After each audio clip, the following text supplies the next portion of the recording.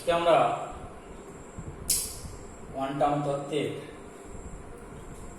পদার্থবিদ্যার কোয়ান্টাম তত্ত্বের আলোক তড়িৎ কোষ নিয়ে আলোচনা করব। আলোক তড়িৎ কোষ, আলোক শক্তি কি তড়িৎ শক্তিতে রূপান্তরিত করার জন্য আলোক তড়িৎ ক্রিয়ার উপর ভিত্তি করে যে কোষ তৈরি করা হয় তাকে বলা হয় আলোক তড়িৎ কোষ। আলোক শক্তিকে তড়িৎ শক্তিতে রূপান্তরিত করার জন্য আলোক তড়িৎ ক্রিয়ার উপর ভিত্তি করে যে কোষ তৈরি হয় সেটাকে বলা হচ্ছে আলোক তড়িৎ কোষ বা photovoltaic cell. Photovoltaic cell, photovoltaic sell.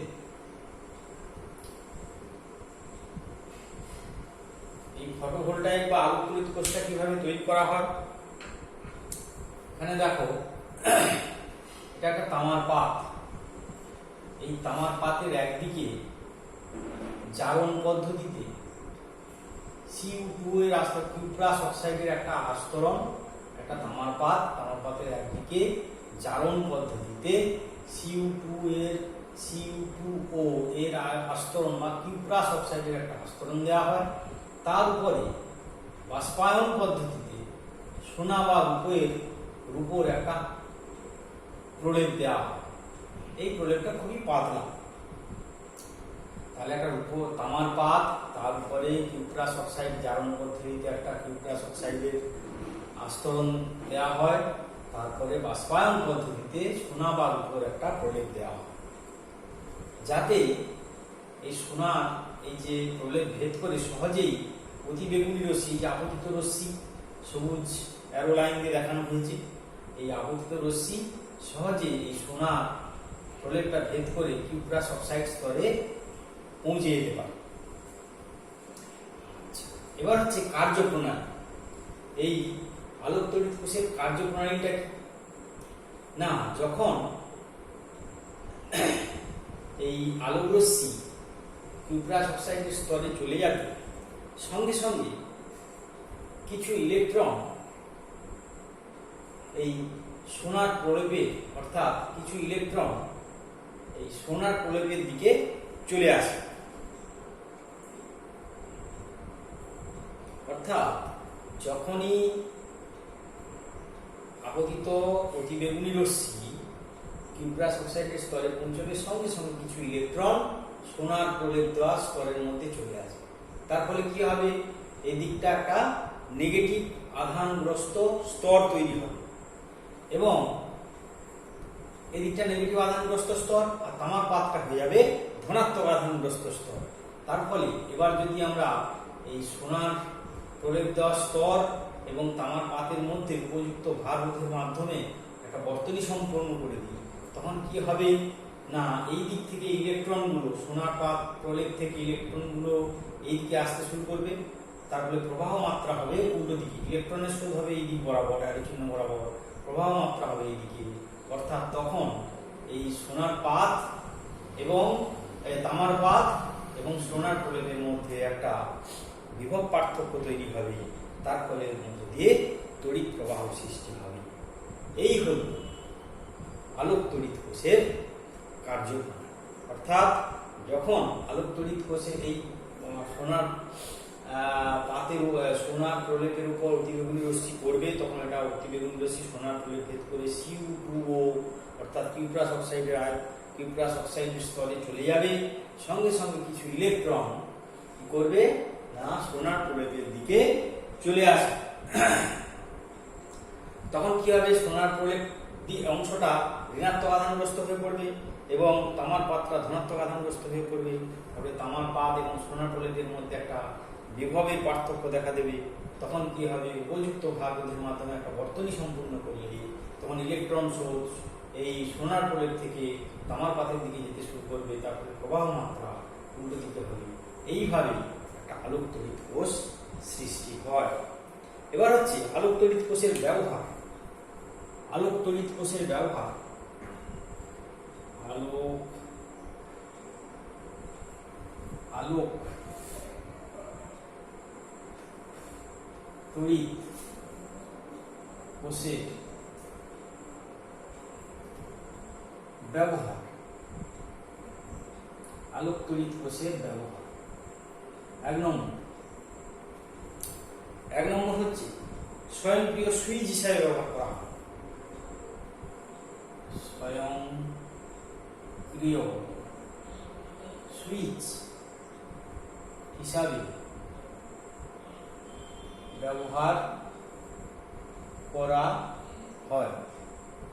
স্বয়ংক্রিয় সুইচটা কি না, অগ্নি সংকেত যন্ত্র, টেলিভিশনের, ট্রেনের সিগন্যাল, রাস্তার বৈদ্যুতিক বাতি ইত্যাদিতে আমরা এই আলোক তড়িৎ কোষ ব্যবহার করে স্বয়ংক্রিয় সুইচ হিসাবে সেটাকে ব্যবহার করতে পারি। শব্দের রেকর্ডিং 2 নম্বর, শব্দের রেকর্ডিং ও পুনরুদ্ধার। শব্দের রেকর্ডিং ও পুনরুদ্ধারের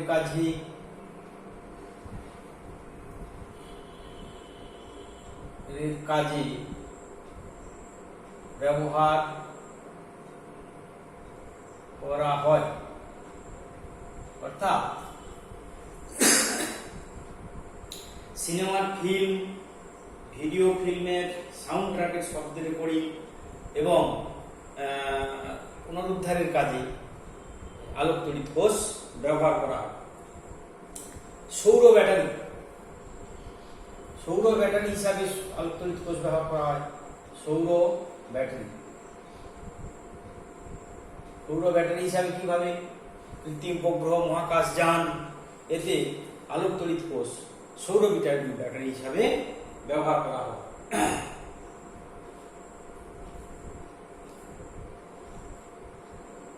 টেলিভিশন স্টুডিও,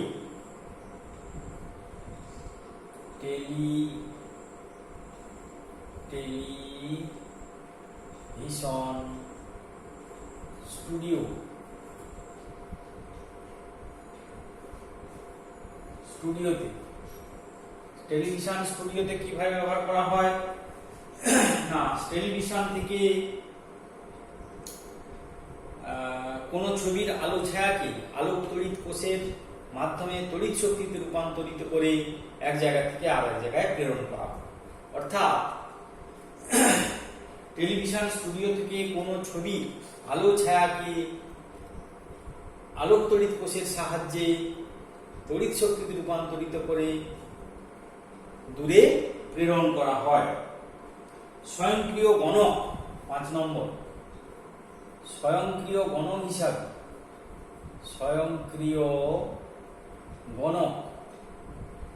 কোনো হলে কতজন লোক ঢুকছে বা বেরোচ্ছে সেটা আলোক তড়িৎ কোষ ব্যবহার করে স্বয়ংক্রিয় গণক হিসাবে সেটাকে আমরা ব্যবহার করতে পারি। অর্থাৎ আলোক তড়িৎ কোষের সাহায্যে স্বয়ংক্রিয় গণকটা আমরা ব্যবহার করতে পারি। অর্থাৎ কোনো বিশেষ হলে কতজন লোক ঢুকছে বা বেরোচ্ছে সেটা সহজে হিসাব করা যায়। স্বয়ংক্রিয় ক্যামেরা 6 নম্বর, স্বয়ংক্রিয়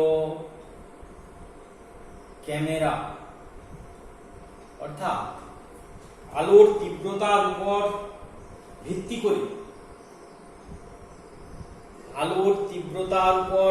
করে ছবি তোলার জন্য স্বয়ংক্রিয় ক্যামেরায় আলোক তড়িৎ কোষ ব্যবহার করা হয়। আলোর তীব্রতার উপর ভিত্তি করে ছবি তোলার জন্য। তার মানে আলোক তড়িৎ কোষ কি কাজে ব্যবহার করা হয়? স্বয়ংক্রিয় সুইচ, অগ্নি নির্বাপক ব্যবস্থাতে ব্যবহার করা হতে পারে। শব্দের রেকর্ডিং ও পুনরুদ্ধার, ফিল্মের, সৌর ব্যাটারি, মহাকাশযান, কৃত্রিম উপগ্রহ, টেলিভিশন স্টুডিওতে ছবিগুলোকে তড়িৎ শক্তিতে রূপান্তরিত করে দূরে প্রেরণ করার জন্য স্বয়ংক্রিয় গণক হিসাবে আলোক তড়িৎ কোষ ব্যবহার করা হয়। কোনো হলে কতজন লোক ঢুকছে বা বেরোচ্ছে সেটা হিসাব করার জন্য স্বয়ংক্রিয় ক্যামেরাতে আলোক তড়িৎ কোষ ব্যবহার করা হয়।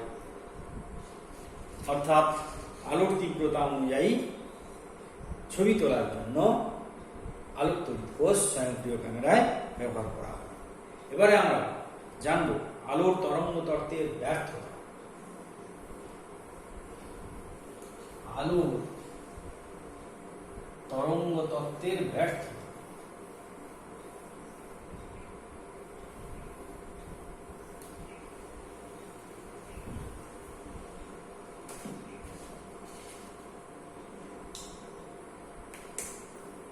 আলোর তরঙ্গ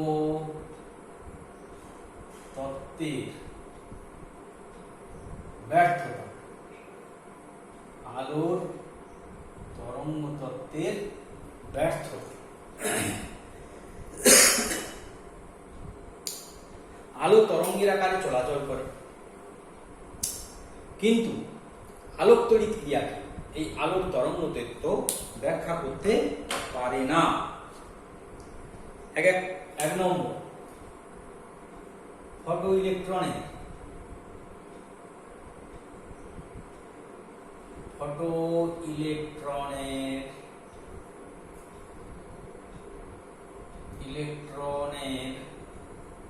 সর্বোচ্চ গতিশক্তি, ফটো ইলেকট্রনের সর্বোচ্চ গতিশক্তিকে ব্যাখ্যা করতে পারে না। আলোর তরঙ্গ তত্ত্ব ফটো ইলেকট্রনের সর্বোচ্চ গতিশক্তিকে ব্যাখ্যা করতে পারে না। যদি কোনো ধাতব পৃষ্ঠের উপর বেশি পরিমাণে অনেক বেশি তীব্র আলো ফেলা হয়, তাহলে বেশি শক্তি বহন করে নিয়ে আসবে আলো। তাদের যে নির্গত ফটো ইলেকট্রনগুলো বেরোবে, যদি আলো বেশি ফেলা হয়, তীব্র আলো, তাহলে বেশি ইলেকট্রন বেরোবে। তার যে ইলেকট্রনগুলো বেরোবে তার শক্তি অনেক বেশি হওয়ার কথা। কিন্তু যদি সেই ধাতু নিবৃত্তি বিভব V0 হয়, নিবৃত্তি বিভব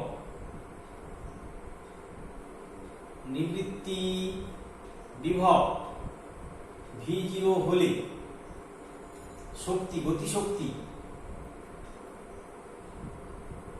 গতিশক্তি EV0 এর বেশি হয় না। অর্থাৎ ফটো ইলেকট্রনের সর্বোচ্চ গতিশক্তি আলোর তরঙ্গ তত্ত্ব দিয়ে ব্যাখ্যা করা যাচ্ছে না। যদি বেশি তীব্র আলো ফেলা হয়, তাহলে সেক্ষেত্রে ইলেকট্রনের যে ফটো ইলেকট্রনগুলো নির্গত হবে তাদের শক্তি অনেক বেশি হওয়ার কথা।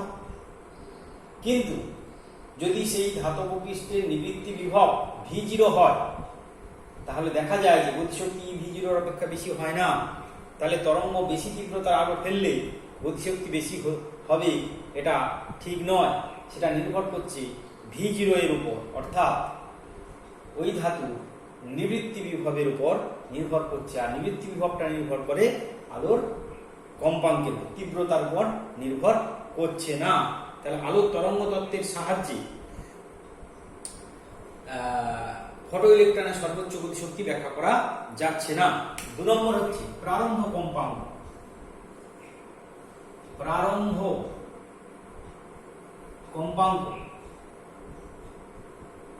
কম্পাঙ্ক কি না, বলছে কোন ধাতব পৃষ্ঠের উপর একটা নির্দিষ্ট কম্পাঙ্ক অপেক্ষা, মানে যেটাকে আমরা প্রারম্ভ কম্পাঙ্ক বলছি। প্রারম্ভ কম্পাঙ্ক মানে যে ন্যূনতম কম্পাঙ্কের আলো ফেললে ধাতব পৃষ্ঠ থেকে ইলেকট্রন নিঃসরণ শুরু হয়। বলছে যে প্রারম্ভ কম্পাঙ্ক অপেক্ষা কম কম্পাঙ্কের অথচ তীব্র আলো যদি কোনো ধাতব পৃষ্ঠের উপর ফেলা হয়, প্রারম্ভ কম্পাঙ্কের চেয়ে কম কম্পাঙ্কের অথচ তীব্র আলো যদি ধাতব পৃষ্ঠের উপর ফেলা হয়, তাহলে দেখা গেল আলোর তীব্রতা যত বেশি হোক না কেন, সেখান থেকে কিন্তু ফটো ইলেকট্রন নিঃসরণ হয় না। অথচ μ0 অপেক্ষা, অর্থাৎ প্রারম্ভ কম্পাঙ্ক অপেক্ষা বেশি কম্পাঙ্কের কম তীব্র আলো ফেললে সেখান থেকে ফটো ইলেকট্রন নিঃসরণ শুরু হয়ে যায়। তাহলে আলোর তরঙ্গ তত্ত্ব কিন্তু এই প্রারম্ভ কম্পাঙ্ককে ব্যাখ্যা করতে পারছে না। অর্থাৎ প্রারম্ভ কম্পাঙ্কের কম আলোক তরঙ্গ যত তীব্রই হোক না কেন, কোনো ধাতুর উপর পড়লে সেখান থেকে ফটো ইলেকট্রন নিঃসরণ ঘটানো সম্ভব নয়, ফটো ইলেকট্রন নিঃসরণ হয় না। অথচ তীব্র আলো ফেললে তার শক্তি অনেক বেশি, সে বেশি ইলেকট্রন নিঃসরণ করার কথা ছিল, কিন্তু তা হয় না। অর্থাৎ প্রারম্ভ কম্পাঙ্কের চেয়ে কম কম্পাঙ্কের আলো যত তীব্রই হোক না কেন, সে কিন্তু ফটো ইলেকট্রন নিঃসরণ ঘটাতে সক্ষম হয় না। অথচ প্রারম্ভ কম্পাঙ্কের চেয়ে বেশি কম তীব্র আলো যদি কোনো ধাতব পৃষ্ঠে ফেলা হয় সে কিন্তু ফটো ইলেকট্রন নিঃসরণ করতে সক্ষম। 3 নম্বর, আলোক তড়িৎ ক্রিয়া তাৎক্ষণিক আচরণ। আলোক তড়িৎ ক্রিয়া তাৎক্ষণিক আচরণ অর্থাৎ তরঙ্গ তত্ত্ব অনুযায়ী কোনো ধাতব পৃষ্ঠের ওপর আলো পড়লে সেই আলোটা ইলেকট্রনকে শক্তি দেবে, তারপর ইলেকট্রনটা ওখান থেকে নিঃসরণ হবে। তার এর মধ্যে একটা সময় ব্যবধান থাকা উচিত, মানে আলো পড়বে একটু বাদে ইলেকট্রন নিঃসরণ হবে। কিন্তু আলোক তড়িৎ ক্রিয়ায় দেখা যাচ্ছে আলো পড়ার সাথে সাথেই তোমার ইলেকট্রন নিঃসরণ শুরু হয়ে যাচ্ছে। তার মানে তরঙ্গ তত্ত্ব আলোক তড়িৎ ক্রিয়ার তাৎক্ষণিক আচরণকেও ব্যাখ্যা করতে পারছে না, অর্থাৎ আলো পড়ার সাথে সাথেই ইলেকট্রন নিঃসরণ শুরু হচ্ছে। কিন্তু আলো তরঙ্গ তত্ত্ব বলছে আলো পড়লে সেই শক্তি ইলেকট্রন ট্রান্সফার হবে, তারপরে ইলেকট্রন সেই শক্তি নিয়ে নিঃসরণ হবে। তাহলে আলো তরঙ্গ তত্ত্ব আলোক তড়িৎ ক্রিয়ার তাৎক্ষণিক আচরণ ব্যাখ্যা করতে পারছে না। অর্থাৎ আমরা আলোক তরঙ্গ তত্ত্বের ব্যর্থতা কি দেখলাম না, আলোর তরঙ্গ তত্ত্ব ফটো আলোক তড়িৎ ক্রিয়াকে ব্যাখ্যা করতে পারছে না। যেমন 1 নম্বর বলি, ফটো ইলেকট্রনের সর্বোচ্চ গতি শক্তি, অর্থাৎ যদি বেশি তীব্রতার আলো ফেলা হয় বেশি পরিমাণ, তাহলে ফটো ইলেকট্রনের শক্তি বেশি হওয়ার কথা। কিন্তু যদি কোন ধাতব পৃষ্ঠের নিবৃত্তি বিভব V0 হয় তখন তার গতিশক্তি হয় EV0, অর্থাৎ ফটো ইলেকট্রনের গতিশক্তি EV0 অপেক্ষা বেশি হয় না। যত তীব্রই আলো ফেলা হোক না কেন, তীব্র আলো ফেলে বেশি গতিশক্তি হওয়ার কথা ছিল, কিন্তু যত তীব্রই আলো ফেলা হোক না কেন কোন ধাতব পৃষ্ঠের ধাতুর নিবৃত্তি বিভব যদি V0 হয় তাহলে ইলেকট্রনের গতিশক্তি EV0 অপেক্ষা বেশি হয় না। এটা একটা ব্যর্থতা। এবার ধরো কোনো একটা আলোক রশ্মি যার কম্পাঙ্ক নিউ0 অর্থাৎ প্রারম্ভ কম্পাঙ্কের চেয়ে কম, অথচ অনেক বেশি তীব্র আলো। তাহলে তীব্র আলো যখন সেটা প্রচুর পরিমাণ শক্তি পরিবহন করে, তাহলে প্রচুর পরিমাণ শক্তি ফটো ইলেকট্রন নিঃসরণ ঘটানোর জন্য যথেষ্ট হওয়া কথা। কিন্তু তীব্র আলো ফেললেও প্রারম্ভ কম্পাঙ্কের চেয়ে কম কম্পাঙ্কের অথচ বেশি তীব্র আলো ফটো ইলেকট্রন নিঃসরণ ঘটাতে সক্ষম হচ্ছে না। অথচ নিউ0 অপেক্ষা বেশি কম্পাঙ্কের এবং কম তীব্রতার আলো সহজেই কোনো ধাতব পৃষ্ঠ থেকে ফটো ইলেকট্রনকে নিঃসরণ ঘটাতে সক্ষম, যেটা আলো তরঙ্গ তত্ত্ব ব্যাখ্যা করতে পারছে না। তাছাড়া আরেকটা আছে আলোক তড়িৎ ক্রিয়ার তাৎক্ষণিক আচরণ, অর্থাৎ আলোক তড়িৎ তরঙ্গ তত্ত্ব অনুযায়ী একটা আলো ধাতব পৃষ্ঠের উপর পড়বে, সেই আলোর শক্তিটা ইলেকট্রন গ্রহণ করবে, তারপরে সেখান থেকে শক্তি নিয়ে ধাতব পৃষ্ঠ থেকে ইলেকট্রনটা বেরিয়ে আসবে। তাহলে একটা সময়ের ব্যবধান থাকবে। কিন্তু আলোক তড়িৎ ক্রিয়াতে দেখা যাচ্ছে যে আলো পড়ার সাথে সাথে ইলেকট্রন নিঃসরণ শুরু হয়ে যাচ্ছে।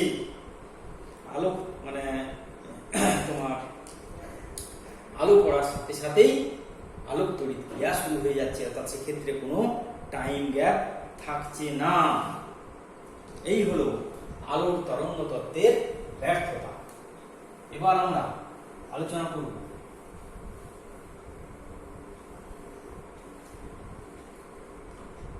বিকিরণের কোয়ান্টাম তত্ত্ব বা কোয়ান্টাম থিওরি অফ রেডিয়েশন। বিকিরণের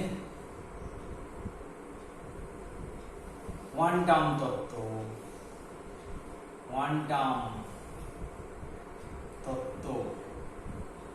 বিকিরণের কোয়ান্টাম তত্ত্ব বা কোয়ান্টাম থিওরি অফ রেডিয়েশন,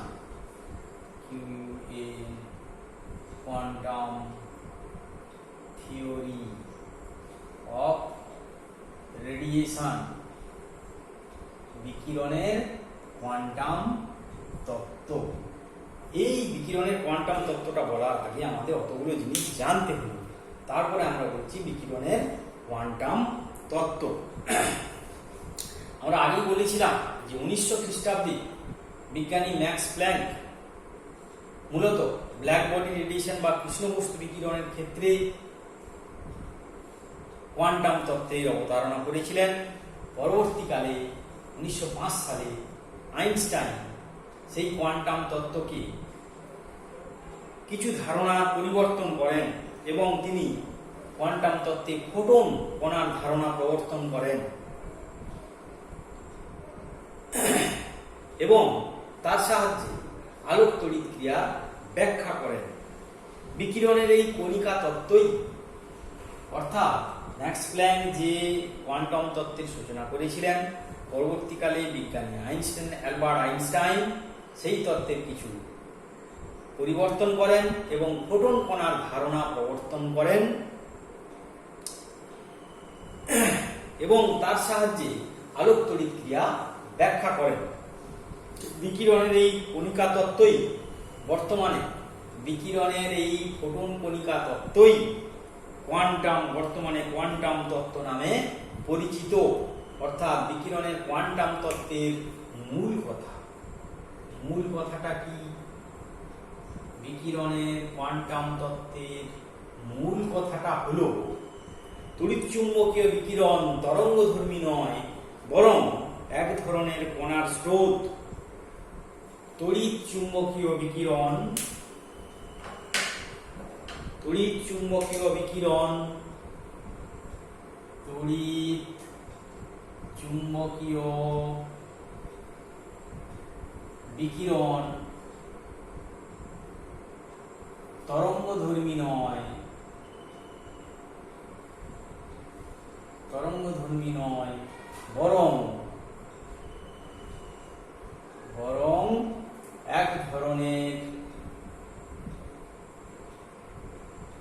এক ধরনের কণার স্রোত।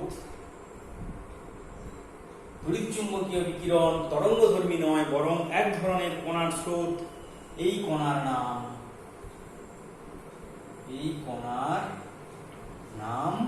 ফোটন। এই কণার নাম কি? ফোটন। তার মানে কোয়ান্টাম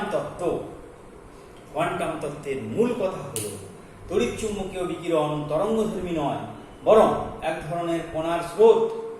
এই কণার নাম ফোটন। এটা প্রবর্তন করেছিলেন বিশ্ববিখ্যাত বিজ্ঞানী অ্যালবার্ট আইনস্টাইন, যেটার সূচনা হয়েছিল 1900 সালে ম্যাক্স প্ল্যাঙ্ক দ্বারা। পরবর্তীকালে সেই কোয়ান্টাম তত্ত্বকে তিনি কিছুটা পরিবর্তন করলেন এবং ফোটন কণার ধারণা নিয়ে এলেন। সেই ফোটন কণার ধারণাই কোয়ান্টাম তত্ত্ব নামে পরিচিত। অর্থাৎ কোয়ান্টাম তত্ত্বের মূল কথা হলো তড়িৎচুম্বকীয় বিকিরণ তরঙ্গধর্মী নয়, বরং এক ধরনের কণার স্রোত। এই কণার নাম হলো ফোটন। এবার আমরা জানব ফোটনের ধর্মাবলী।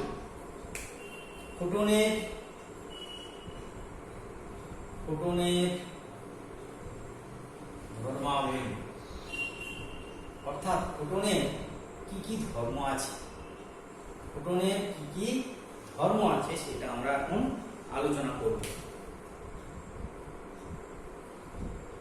1 নম্বর, প্রতিটি ফোটন কণাই নিস্তড়িত। প্রতিটি ফোটন কণা নিস্তড়িত। প্রতিটি ফোটন কণাই নিস্তড়িত। 2 নম্বর, ফোটন কণার বেগ আলোর বেগের সমান। ফোটনের বেগ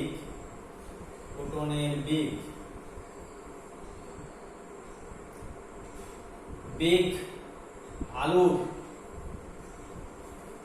বেগের সমান, অর্থাৎ 3 × 10⁸ মিটার পার সেকেন্ড।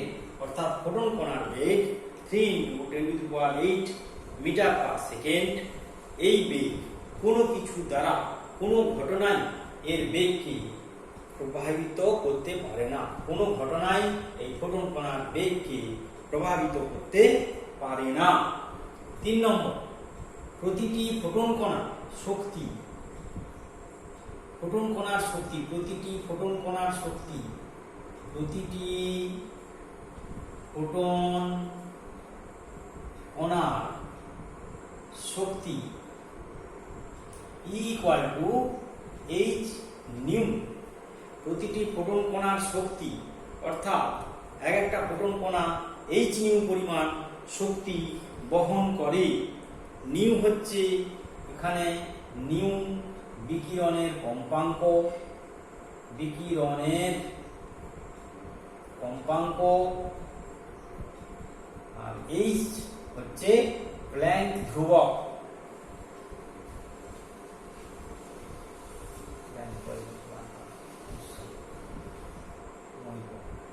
প্ল্যাঙ্ক ধ্রুবক বা প্ল্যাঙ্কের প্ল্যাঙ্কস কনস্ট্যান্ট, প্ল্যাঙ্ক ধ্রুবক অর্থাৎ ফোটন কণার সংখ্যা যত বেশি হবে বিকিরণ দ্বারা বাহিত শক্তির পরিমাণও বেশি হবে।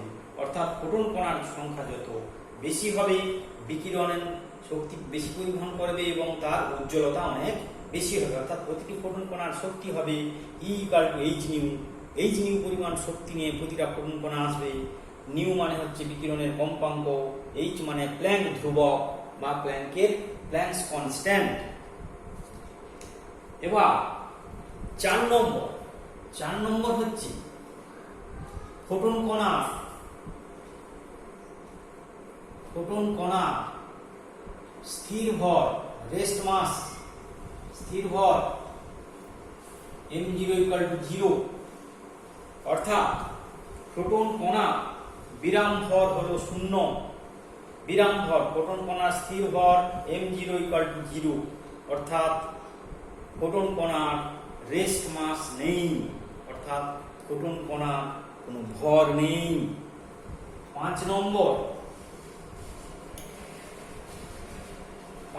হচ্ছে আপেক্ষিকতাবাদ তত্ত্ব অনুসারে কোন কণার স্থির ভর, কোন কণার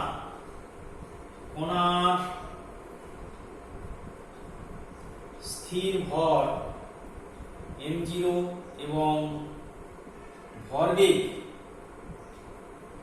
p হলে কোন কণার স্থির ভর m0 এবং ভরবেগ p, তাহলে কণার শক্তি equal to √p square c square plus m0 square c to the power 4। আপেক্ষিকতা তত্ত্ব অনুসারে এটা হয়। ফোটনের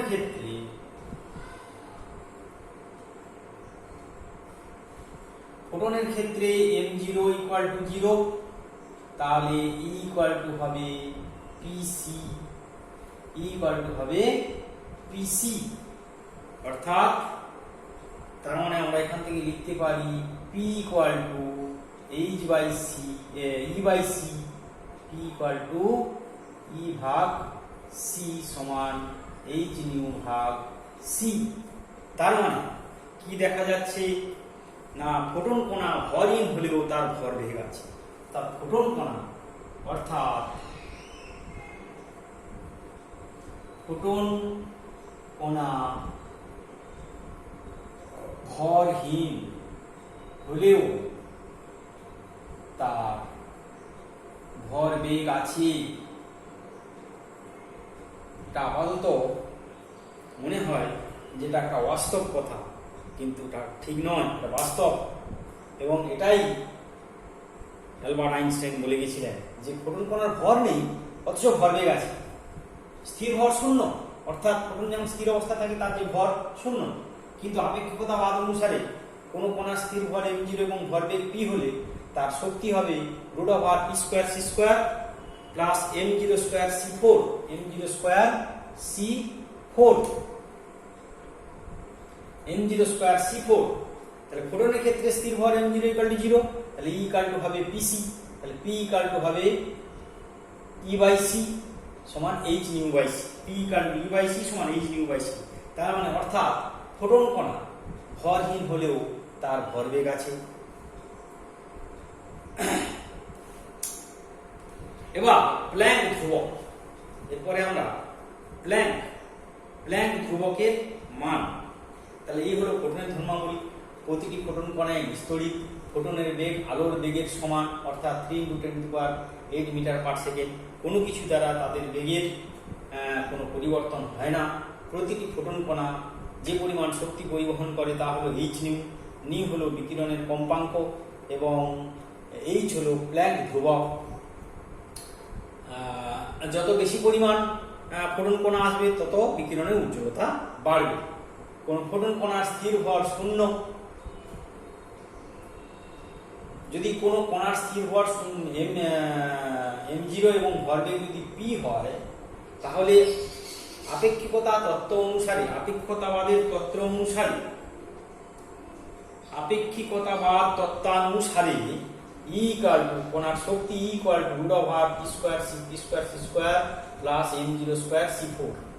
তাহলে ফোটনের ক্ষেত্রে হবে m0 0, তাহলে E pc, তাহলে p E/c অর্থাৎ h/c। তার মানে ভরবেগ থাকছে, অর্থাৎ ফোটন কণা ভরহীন হলেও তার ভরবেগ আছে।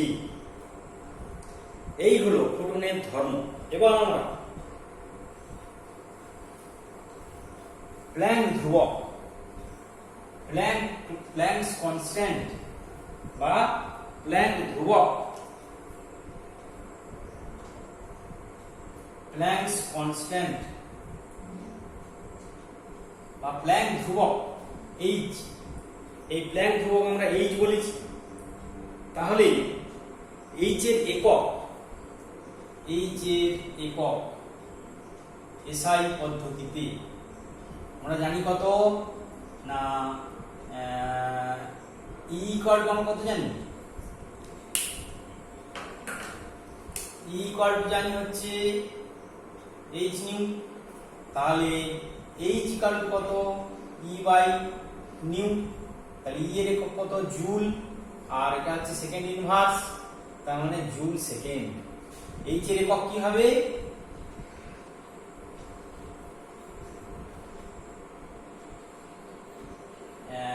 H ইকুয়াল টু E/নিউ সমান শক্তির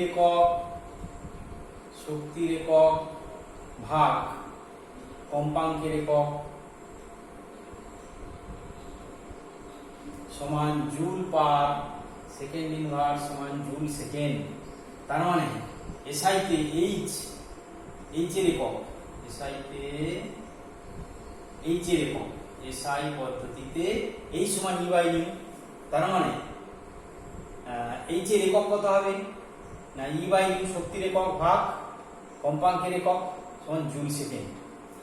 অর্থাৎ এসআই পদ্ধতিতে এইচ এর একক হলো জুল সেকেন্ড এবং সিজিএস পদ্ধতিতে এইচ এর একক আর্গ গুণিতক সেকেন্ড। এবার হচ্ছে এইচ এর মান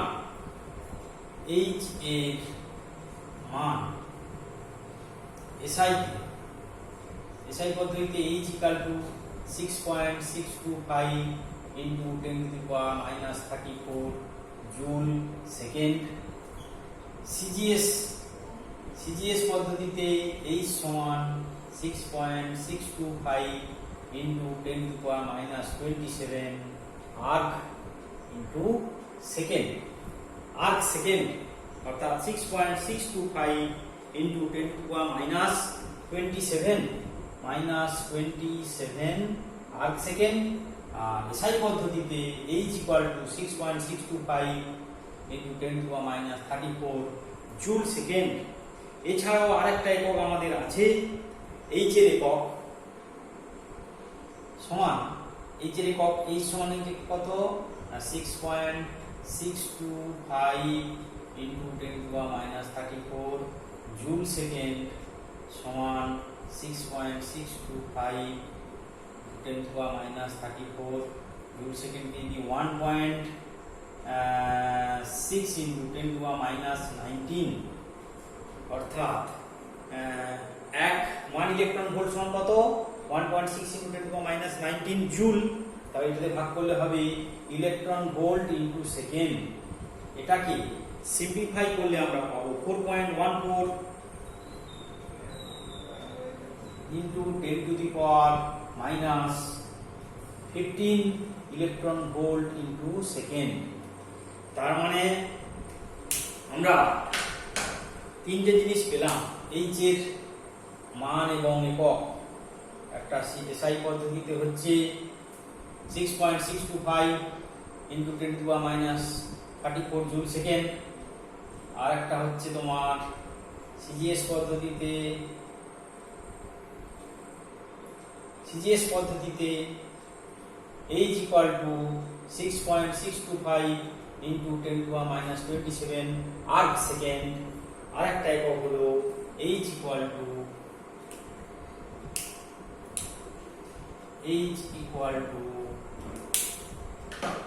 4.14 into 10⁻⁻15 electron volt into 4.14 into 10⁻⁻15 1.6 into 10⁻⁻19 দিয়ে ভাগ করলে যেটা পাবো সেটা হচ্ছে 4.14 ইনটু 10⁻⁻15 ইলেকট্রন ভোল্ট সেকেন্ড। এই হলো প্ল্যাঙ্কের ধ্রুবক। ধ্রুবকের পর জুল সেকেন্ড, আর্ক সেকেন্ড হয়ে গেল, আর মানটা হয়ে গেল। এবার একটা জিনিস,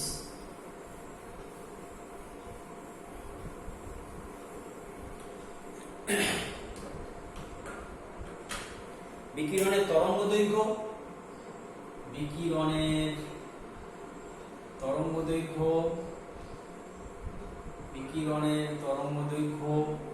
ও শক্তির মধ্যে সম্পর্ক। ফোটনের শক্তির মধ্যে সম্পর্ক।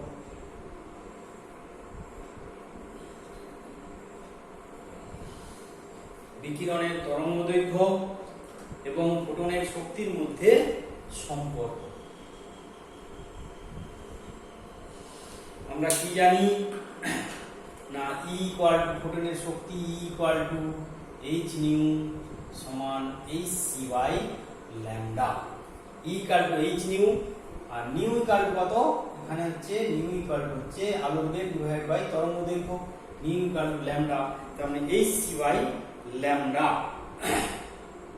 এবার আমরা জানি 1 অ্যাংস্ট্রম সমান 10⁻⁻10 মিটার। 1 অ্যাংস্ট্রম সমান কত 10⁻⁻10 মিটার, এবং 1 ইলেকট্রন ভোল্ট সমান 1.6 ইনটু 10⁻⁻19 জুল। 1 অ্যাংস্ট্রম সমান 10⁻⁻10 মিটার, 1 ইলেকট্রন ভোল্ট সমান 1.6 ইনটু 10⁻⁻19 জুল। যদি সুতরাং E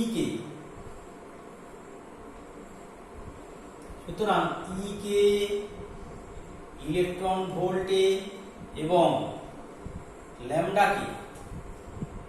ল্যামডাকে অ্যাংস্ট্রমে প্রকাশ করলে হয় ল্যামডা অ্যাংস্ট্রম সমান ল্যামডা ইনটু 10⁻⁻10 মিটার। ল্যামডা যদি অ্যাংস্ট্রমে থাকে তাকে আমি মিটারে কনভার্ট করে দিচ্ছি, তাহলে ল্যামডা অ্যাংস্ট্রম সমান কত হবে ল্যামডা ইনটু 10⁻⁻10 মিটার। আর E ইলেকট্রন ভোল্ট সমান E ইনটু 1.6 ইনটু 10⁻⁻19 জুল। যদি আমার অরিজিনাল সমীকরণে ইটা ইলেকট্রন ভোল্টে এবং ল্যামডাটা অ্যাংস্ট্রমে থাকে, তাহলে আমাদের ইটাকে তো জুলে আনতে হবে, ল্যামডাটাকে মিটারে আনতে হবে। তাহলে ল্যামডা অ্যাংস্ট্রম সমান ল্যামডা ইনটু 10⁻10 মিটার, আর ই ইলেকট্রন ভোল্ট সমান ই ইনটু 1.6 ইনটু 10⁻⁻19 জুল। সুতরাং অতএব এই সমীকরণটা থেকে কি পাবো, E = hc/λ। তাহলে E ইনটু 1.6 ইনটু 10⁻⁻19 এটা সমান h মানে 6.625 into 10 to the power minus 34, c মানে 3 into 10 to the power 8 hc by lambda মানে হচ্ছে lambda into 10 to the power minus 10। তাহলে ইলেকট্রন ভোল্টে অরিজিনাল সমীকরণ যদি, সুতরাং ই কে ইলেকট্রন ভোল্টে এবং ল্যামডাকে আংশিকভাবে প্রকাশ করলে হবে এইটা, তাহলে সমীকরণটা দাঁড়াবে, যদি আমার ই এবং ই ইলেকট্রন ভোল্টে ল্যামডা আংশিকভাবে থাকে তাহলে আমার জুল, ইটাকে জুলে এবং ল্যামডাটাকে মিটারে প্রকাশ করতে গেলে আমাকে এইভাবে পরিবর্তনটা করতে হবে। এখান থেকে আমরা পাবো ই ইকুয়াল টু কত পাবো, অতএব ই ইকুয়াল টু পাবো 6.625 into 10 to the power minus 34 into 3 into 10 to the power 8, 6.625 into 10 to the power minus 34 and 3 into 10 to the power 8 भाग 1.6 into 10 to the power minus 19 into lambda into 10 to the power minus 10. That is 6.625 into 10 to the power minus 34 into 3 into 10 to the power 8 by 1.6 into 10 to the power minus 19 into lambda into 10 to the power minus 10. এটা কি calculation করলে দাঁড়াবে nearly equal to 12,422 by lambda, 12,422 by lambda. এটাকে যদি আরো একটু simplify করি তাহলে হবে 12,400 বাই ল্যামডা। তাহলে ই কার্ড কত হলো 12,400 বাই ল্যামডা। তার মানে এখানে সমীকরণটা হবে ই ইলেকট্রন ভোল্ট এককে সমান 12,400 ভাগ ল্যামডা আংস্ট্রম একক। তাহলে সমীকরণটা কি দাঁড়ালো, E equal to 12,400 by lambda, যেখানে ইটা হলো ইলেকট্রন ভোল্ট এককে এবং ল্যামডাটা হলো আংস্ট্রম এককে। আচ্ছা আচ্ছা আচ্ছা, এই জিনিসটা আমি উপরে লিখছি।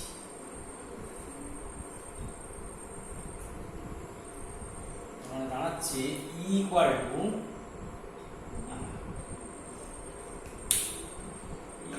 টু হচ্ছে ই সমান ইলেকট্রন ভোল্ট এককে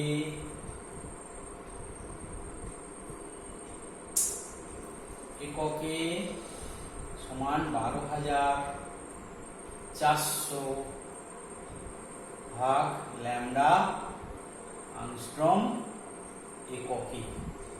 ল্যামডাটা হচ্ছে আংস্ট্রম একক। তার মানে আমরা কি পেলাম না, ই ইলেকট্রন ভোল্ট এককে প্রকাশ করলে এবং ল্যামডাকে আংস্ট্রম এককে প্রকাশ করলে ই ইকুয়াল টু হবে 12,400 বাই ল্যামডা। এই সম্পর্কটা দিয়ে সহজে আমরা আংস্ট্রম, তরঙ্গদৈর্ঘ্য আংস্ট্রম এবং এনার্জির ইলেকট্রন ভোল্টে বার করতে পারি। তাহলে আমরা E equal to 12,400 by lambda এটা লিখে আমরা সরাসরি করতে পারি। এই পর্যন্ত। আজকে পরের দিন আমরা নেক্সট টপিক নিয়ে আলোচনা করব।